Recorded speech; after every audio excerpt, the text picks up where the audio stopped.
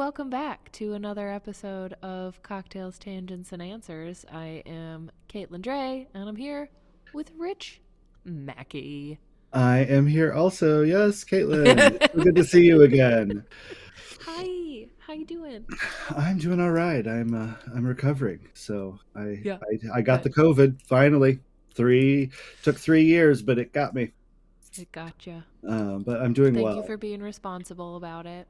Staying Oh, home. of course. I mean, I also felt You're like like, twist absolute my arm, crap. stay in my Yeah, house for days on end, I think wear soft Jessica. pants. Yeah. Oh God, yeah. Jessica asked me like early on. She's like the second day or something. She's like, "How do you feel?" And I just sent her like a bus running over somebody gif Uh-huh. because I'm Uh-huh. like, I Uh-huh.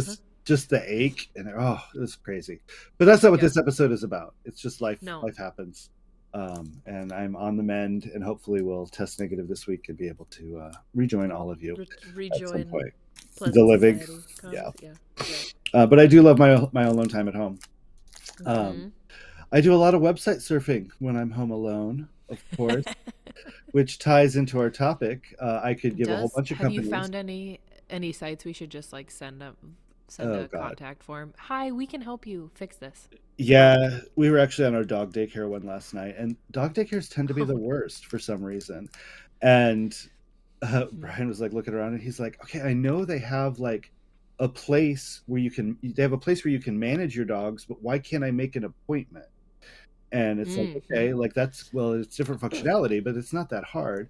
And he's like, also, Right. why is it whenever I go to their website, it takes me like 15 minutes to figure out where I click to go manage our dogs and tell them like who That's needs really what. annoying.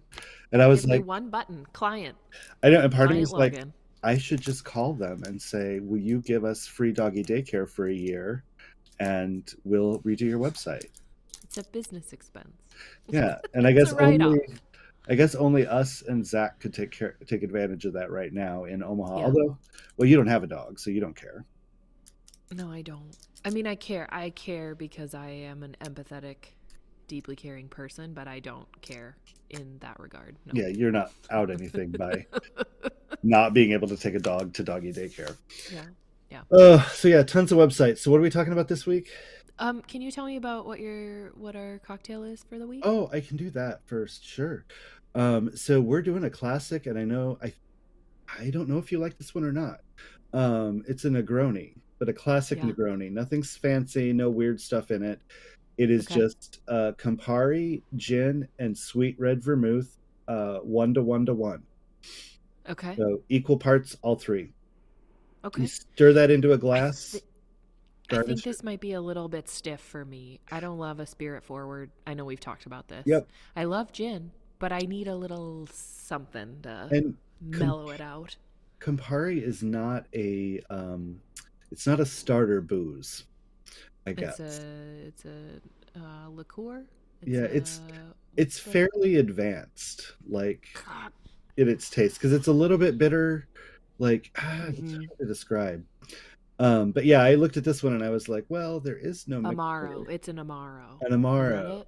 Uh, God, I was like, Tyrell has a whole cart of, I think maybe. I don't he's know. got like a whole, my home bartender has a whole category of like things that get mixed. I think that's the No, it's an vocabulary word. aperitif. Okay. It's design. It's oh no, it is a part of the Italian Amaro family. I had to I look was it like, up. I'm pretty sure it's an Amaro. Do you know how you know what an Amaro is? Do you know what Amaro No, means? no. Little bitters. So if it's a little bitter, Oh, it's an Amaro. okay. Now we know. Yep. But it's also an Get a little, aperitif a little because rainbow people sip star. it. Yeah. So this one, interestingly enough, we're not using a shaker this time. This is You stirred, just stir. not shaken. Stir with a large cube, I'm going to guess, to dilute. Stir into a glass over ice, garnish, and serve. I would do the large ball of ice because we have those Mm-hmm. now. But you could do any ice probably.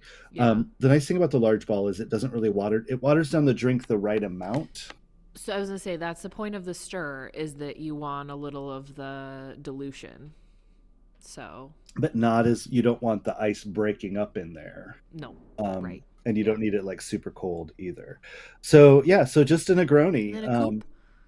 Coupe glass. I'm picturing Uh, like also with like a little orange peel garnish. I feel like that's how they have been presented to me in the past. um, Yeah, so Negroni is usually just in a rocks glass, but yes, there is generally an orange peel on it. Okay. Okay. But Over a cube of ice? an old fashioned glass. Yes, Yeah. one. Yep, on the rocks. Okay. Generally, Okay. one cube Okay. of ice is preferred.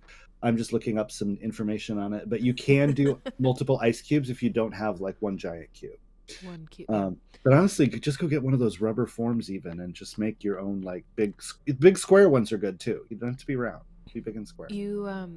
There's a site that you can like personalize. You can monogram your ice cubes. It was one of the gifts that I got for my husband for Christmas. Wow. But we don't have a name for our bar, so I just put unnamed as the like monogram.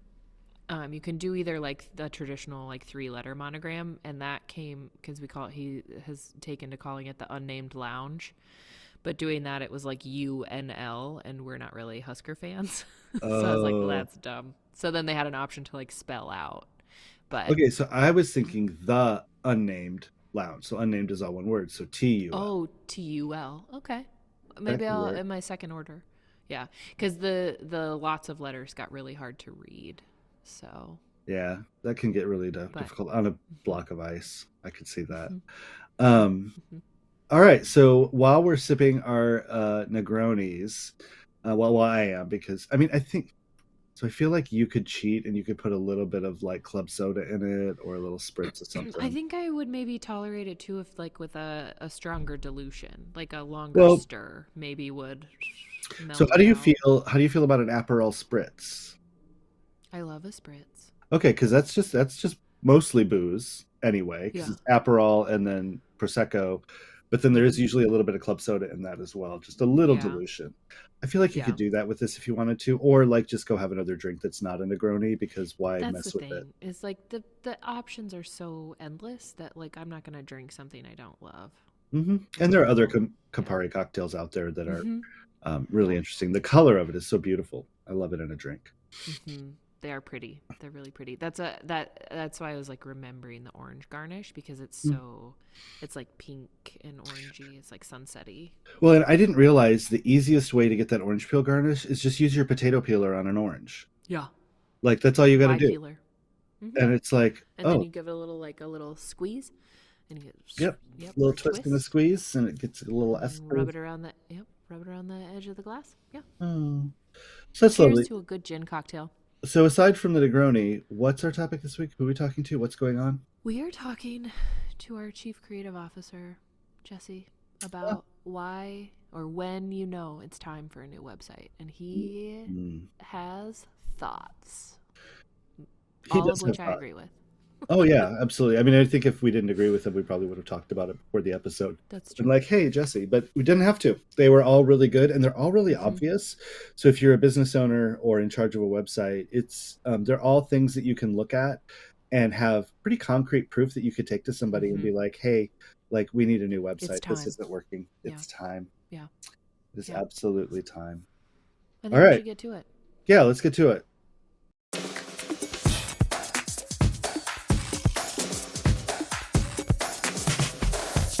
Hi, we're back. We're trained professionals.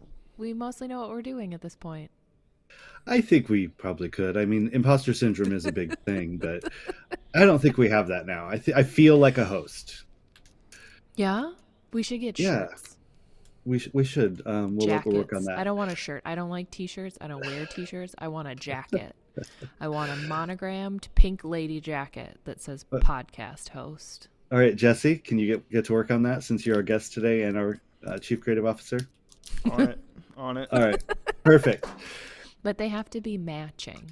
Oh, obviously. Perfect. All right, well, before we go down too much of a tangent, we should jump into our episode today with Jesse, who's here to talk to us about 5 signs it's time for a website redesign. We're ready. I'm pumped about this. Yeah, thanks for having me back on. Yeah, of course. I think as introductions go, I can do them because, Catelin, you also do some web stuff and have seen a few things here and there. Well, let's not. I'm not requesting a jacket for that, so maybe don't overstate it. So Jesse's our Chief Creative Officer here at Antidote 71, and he leads all things creative, all things digital, as creative and digital have sort of just melded together in this brave new world. The reason I call out Catelin on websites is she manages our website projects with an iron fist or a reed cane. It's firm but frequent guidance. There we go. Firm and frequent. I like that. Yeah, that's good. Firm but with frequent a little guidance. Extra. That's how I give GPS commands to my husband while we're driving. It's like firm and frequent. It's not like, oh, maybe it's this one. It's no, the next exit you need to be in the other lane. So it's firm and frequent. That works on both sides to us internally too.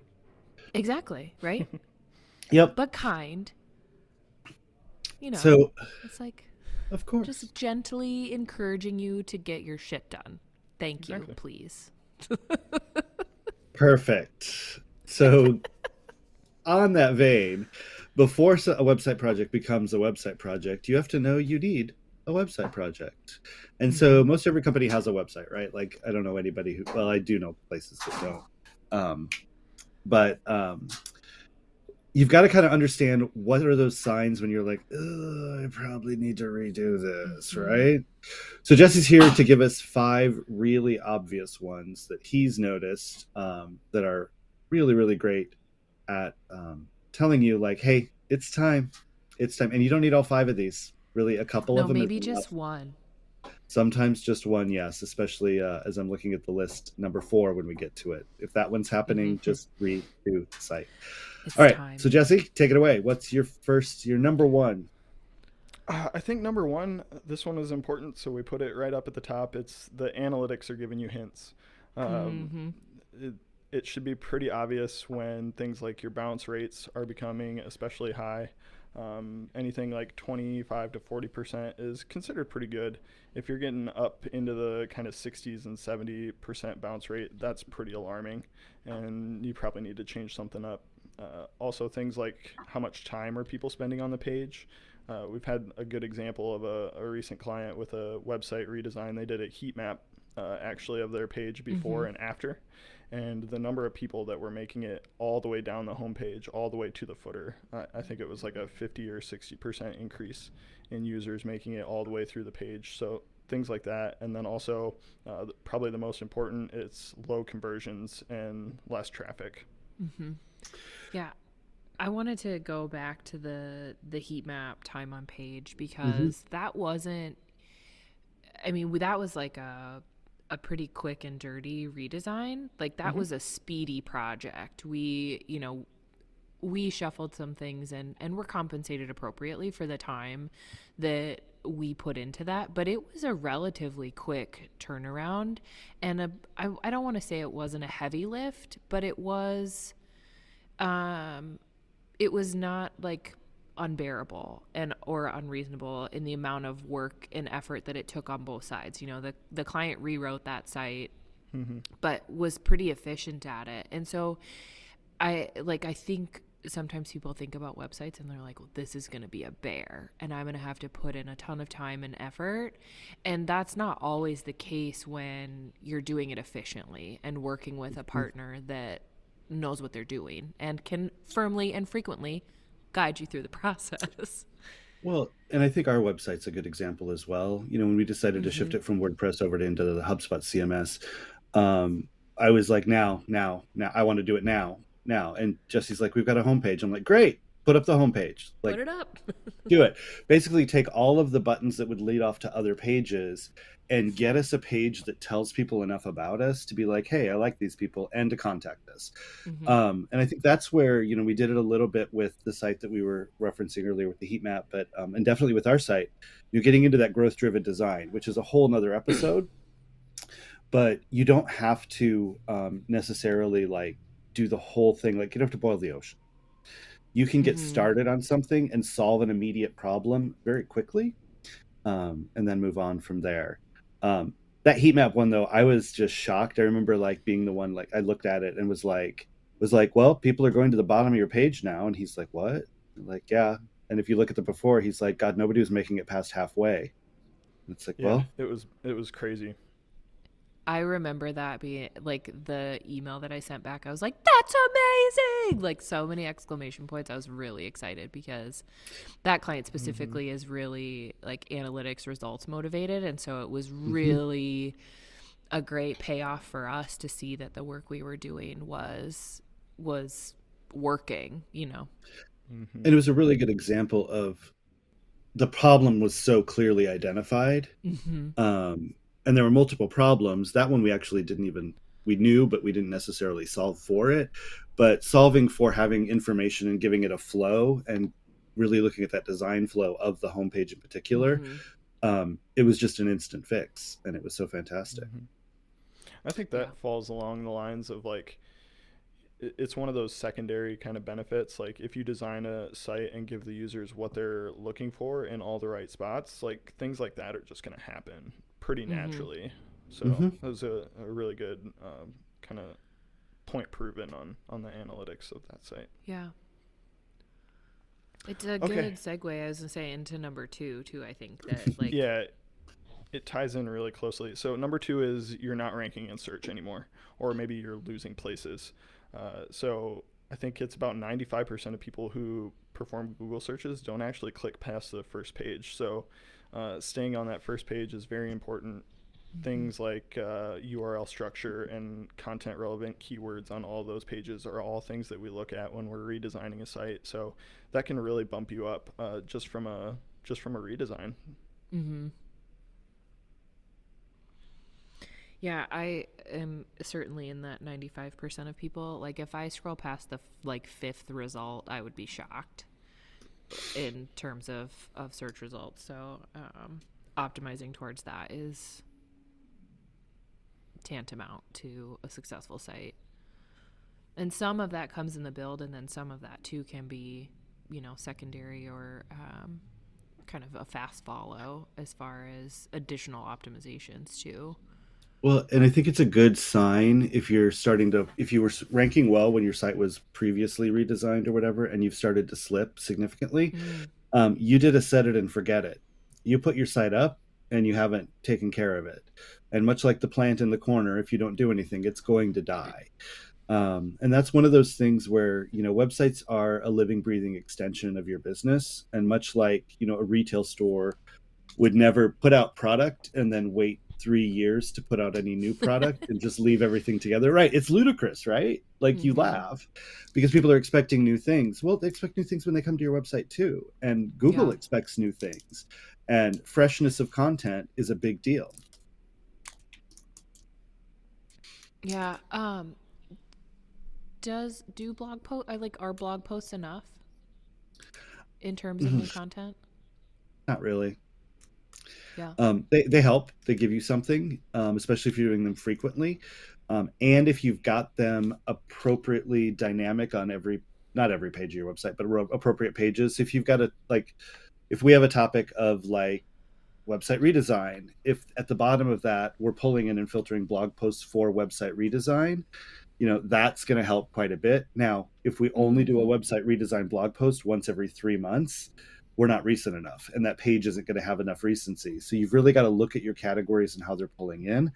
I think it's a whole bigger content strategy, which Yeah. is, that's a Zach question later on in another. We're just cranking out new topics for Right. podcasts left and right today. Um, so I think the other one that comes up along with this is people are like, well, if I redesign my site, I'm going to lose my search ranking. Mm-hmm. And it's part of the answer to that is, well, you already are. So there's that. If you do nothing, you're going to keep getting what you're getting and you're going to continue to slide. But Mm-hmm. if you do it right, or if we do it right, and we do, you'll generally lose about 10% to start with, but you'll bounce back very quickly, less than 30 days generally, and be higher than you were before Mm-hmm. if everything is done right. Um, but you generally, you know, won't lose more than 10% of your rank, and it's only a temporary dip.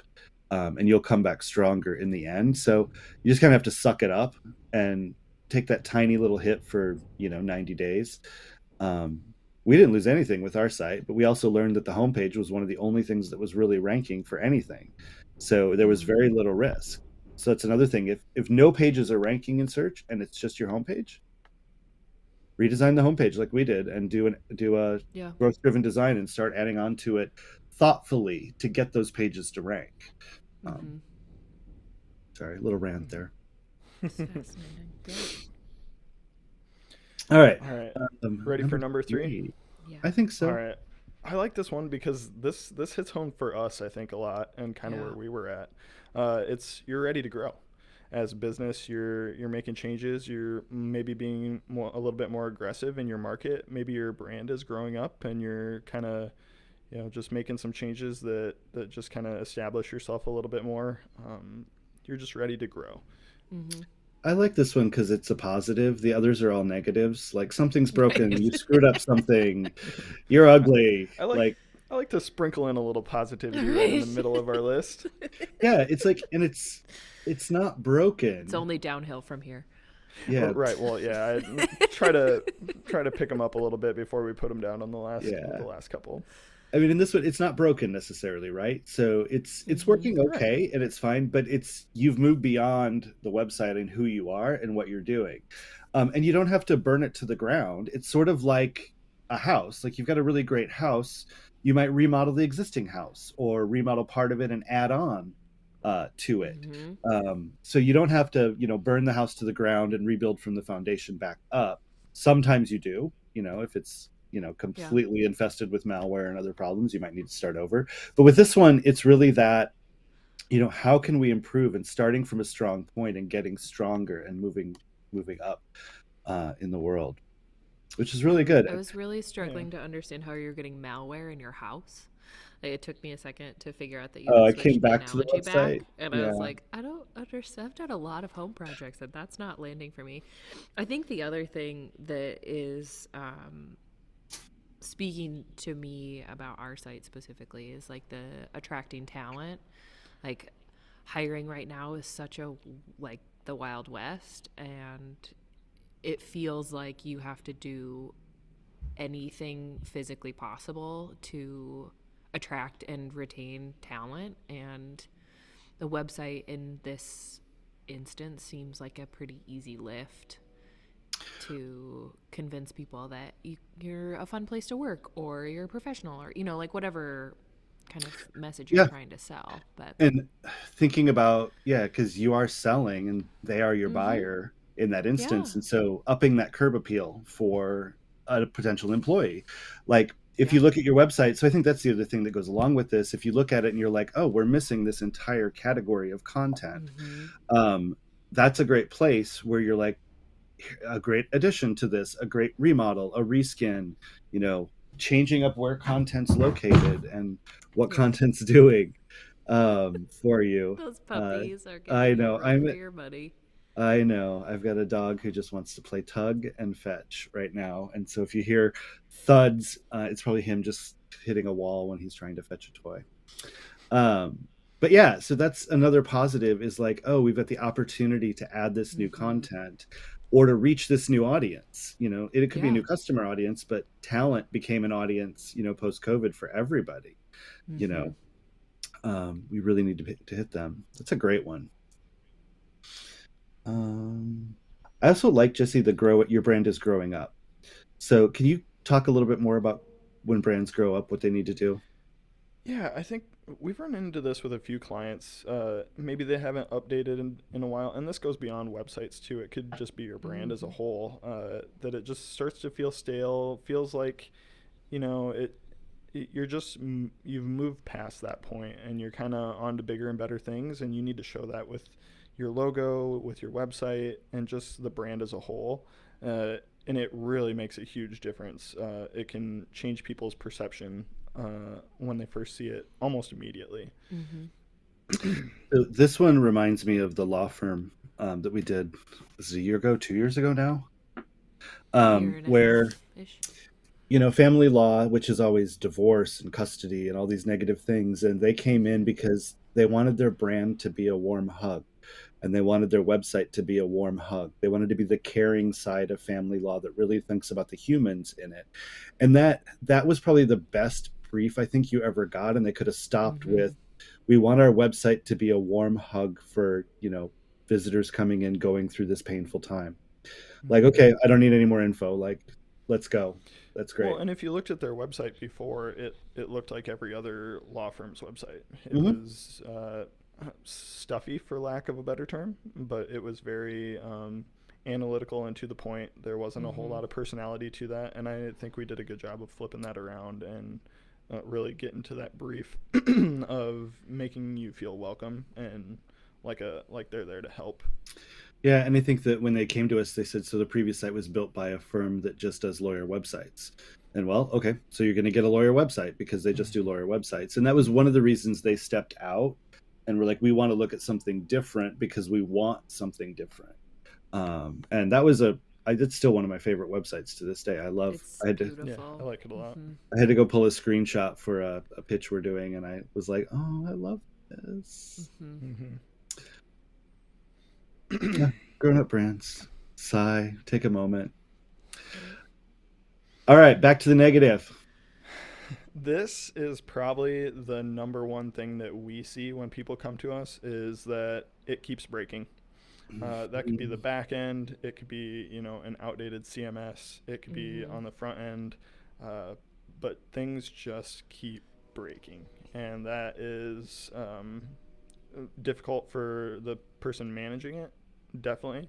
But also for, a customer or something, if they see something that's not working like it's supposed to, that leaves a bad taste in their mouth, or maybe they can't do something that they want to, and they bounce out of the site. So it's a big one. It's one of the reasons why we've kind of started moving away from platforms like WordPress. Those plugins and elements, they do break. They get outdated, and it just happens. Yeah, I think it's also. frustrating.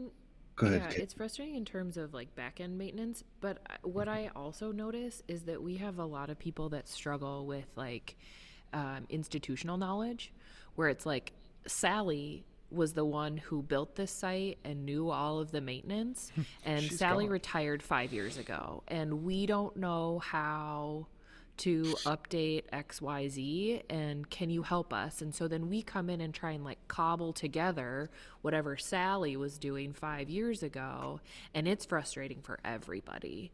And like we can't figure it out. It takes time and money on the client side because it takes us longer to figure out what the issue is, and then we're like patching all of this stuff together when really like you could solve all of that and get a better functioning, potentially better looking site, depending on your investment, that like solves for all of those problems. Yeah, I think I've run into this a few times. If you've got more than 30 plugins on your WordPress site, first of Oh, all, good things are going Lord. to break left and right. Oh, you don't know how common it is. Um, you're going to have problems, and it's probably time for you to rethink some things.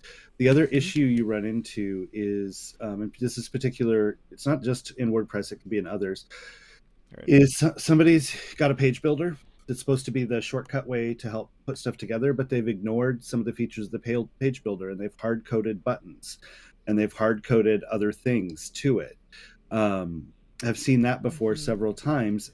What happens with that is if any of that code gets outdated as WordPress's core systems get updated, or just the internet as a whole like moves on, HTML moves on and evolves and things get deprecated, two things can happen. One, it can break, but two, because it's old code, it's a vulnerability for malware to get in. And you can also get flagged as potentially having malware because it's not the right code. It's just seeing that a file doesn't have the right thing in it.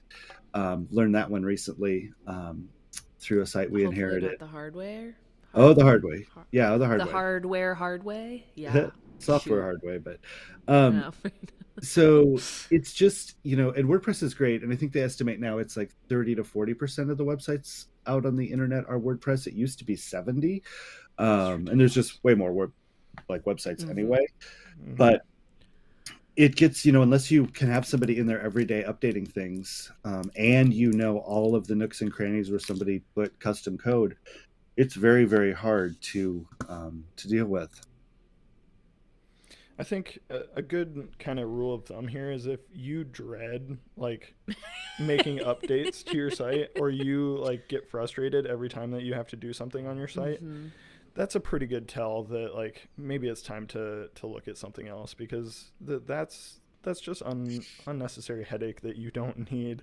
And it happens to us too. It's like, oh man, this site, it's it's a real pain anytime we have to do anything to it. Mm-hmm. And it just shouldn't be that hard. Well, and Well, I our mean, site was if that you way. want to like back up too in terms of business efficiency, like if you're spending that much time and frustration like updating your website, what else could you be doing with that time? So like there is a, you know, an upfront cost to that lost efficiency as well that you could, you know, pour into a new site design. Well, it goes back to number two, too. Like, if you hate making changes and it's You're a not real gonna do painful 'em. process, you're not going to update your site that often. And then Yeah. you start to fall in search, and your analytics start to go, and it just all kind of ties together, and it definitely doesn't help anything. Yeah, it's just such a rough spot. And I think when we looked at, moving our site into HubSpot, like we did a lot of due diligence moving from WordPress to HubSpot about functionality and capabilities and things like that.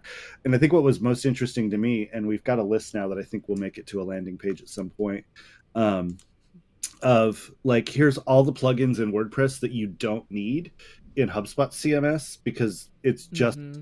built in.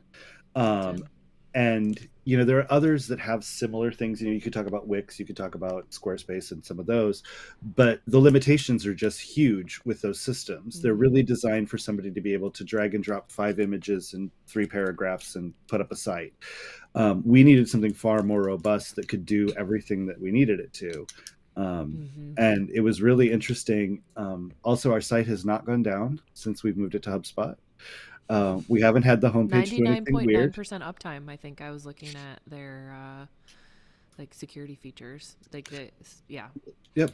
And that's I think the other HubSpot call out that's important as I've started talking to clients about why we push or encourage people towards the HubSpot CMS is all of the other analytics and metrics that you can start to tie in when you're utilizing the other hubs. So if you're using their marketing hub or their CRM, you can start to tie direct client activities to what they're doing on your website, which can be really valuable in terms of ROI on ads or just in terms of sales dollars. So it becomes very manageable to start understanding where your clients are coming in and what is impactful to them.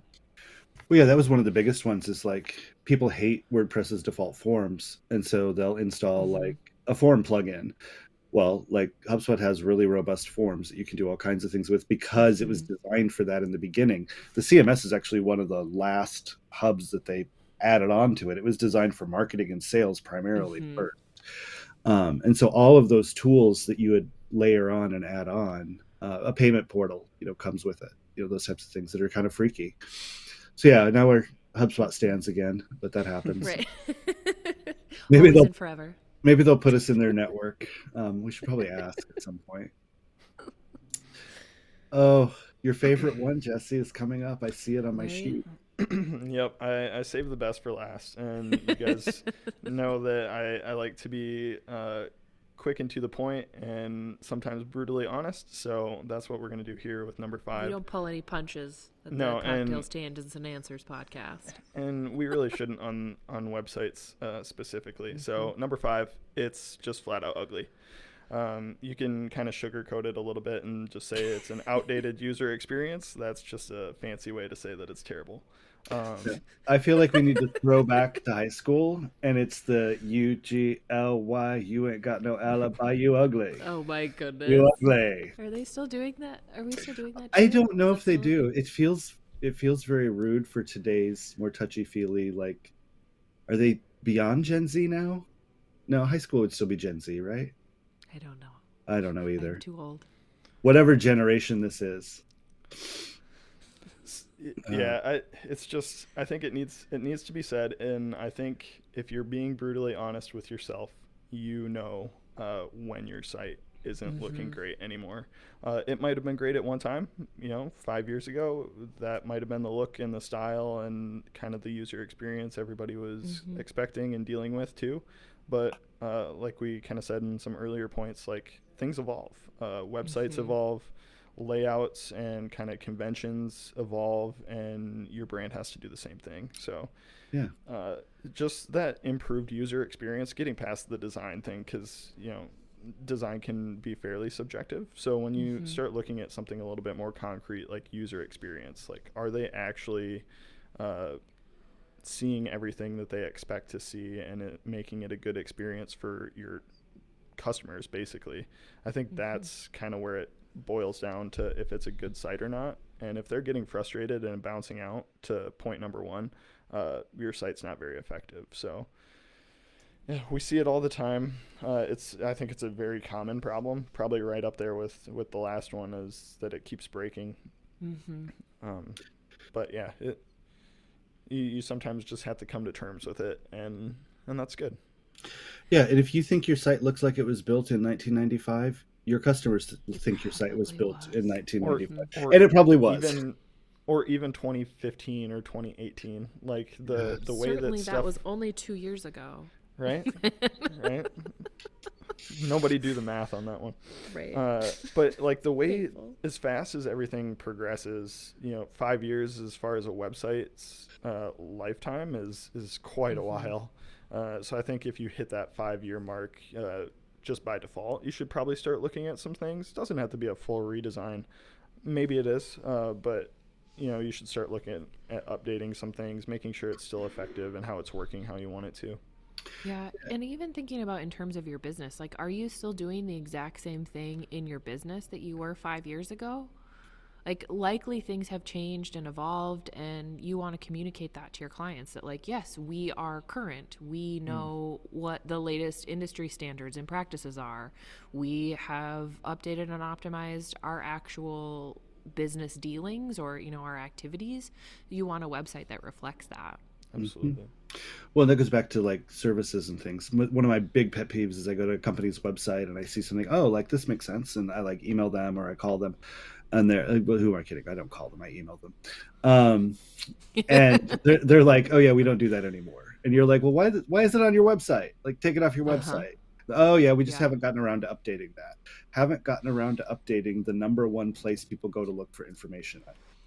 Well, and that's like such a good point too, is like, I think it's really easy as business owners and business people to be in the weeds about your stuff, and like you get bogged down in the day to day and you forget what is client facing if you aren't analyzing and looking at that every day. And so it is really valuable to take a step back and look at your collateral, your business collateral, and say, like, if I was a client who knew nothing about us, like, would this make me hire us? And being brutally honest with yourself in terms of that is challenging, but valuable. Yeah, it's the equivalent of having your brochure on your countertop and the paper's getting yellow.